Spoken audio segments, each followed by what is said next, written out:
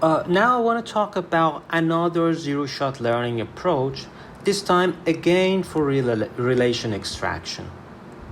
But we have attribute representation learning, and we use BERT. So this article in 2021. And what is the motivation of this article? Less effort is made to predict unseen relations that cannot be observed at the training stage. The labeling cost is a considerable difficulty. Unlike the common way to train a supervised model, seen and unseen classes are disjoint at training and test stages. So they propose a novel multitask learning model, ZS-Bert, to directly predict unseen relation without handcrafted attribute labeling and multiple pairwise classifications. So the idea is that given training instances consisting of input sentences and the descriptions of their relations, ZS-Bert learns two functions that project sentences and relation descriptions into an embedding space by jointly minimizing the distance between them and classifying seen relations. By generating the embeddings of unseen relations and new coming sentences based on such two functions, we use nearest neighbor search to obtain predictions. So in the previous lecture you saw we concatenate that and we give into a simple classifier, and it was straightforward. But here we use nearest neighbor search at the inference. So we embed both sentence and the descriptions. For sentence x1, we embed it so it becomes f of x1. For description, for example, d3, we embed it and this becomes this. And we know that they should be very similar to each other. We should minimize the distance. And so we have relation description for seen data and unseen data, which is unseen data is the ground truth. And for ZS-Bert, we give the input sentence as well as the relation description to ZS-Bert, and we get the attribute vector. So ZS-Bert takes two model inputs.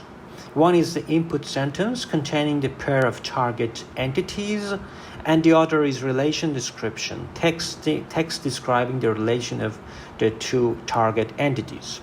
The model output is the attribute vector depicting the relation. The attribute vector can be considered as a semantic representation of the relation, and we will use to generate the final prediction of unseen relations. So there are 5 steps. So you see that this figure, I explained that there are 5 steps that we will go through them.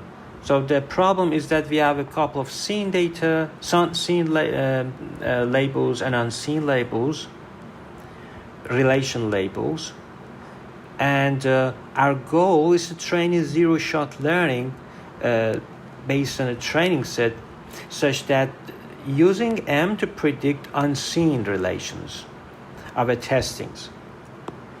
So they use relation description. For example, this is the description, this one is the description, and this is a sentence. It has a couple of tokens starting from CLS token classification, and then we separate and the separator, and then we combine this information to have relation prediction.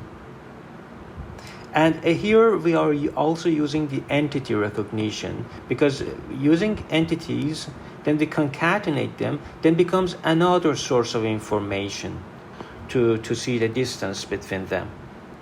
And they use this nonlinearity tan-h when we concatenate those entities, because for any relation we have 2 entities in entity recognition process. We concatenate them, and then it goes through nonlinearity, and then another stage, a linear function with a bias, and we want to learn all of these things.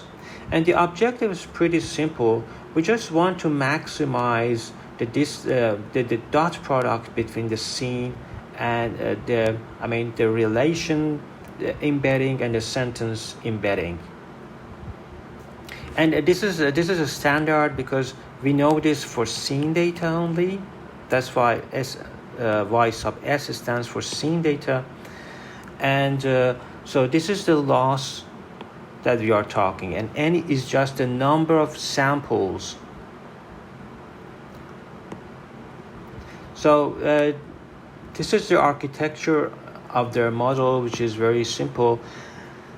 For example, these are a list of 4 cases in which the head and tail entities, because for relation extraction we need head entity and then we need a tail entity and the relation between them.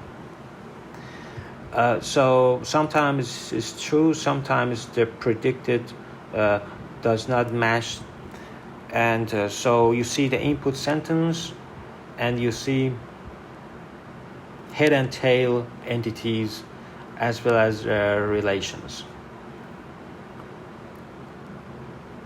So there are 4 types of incorrectly predicted unseen relations.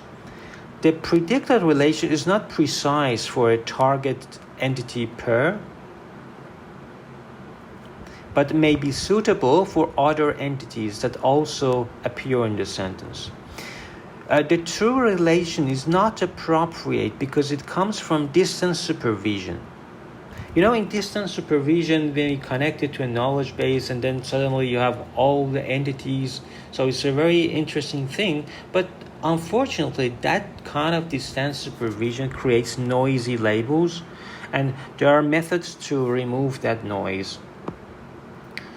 And finally, we have TSNE. We use always this for visualization to see how well everything is going.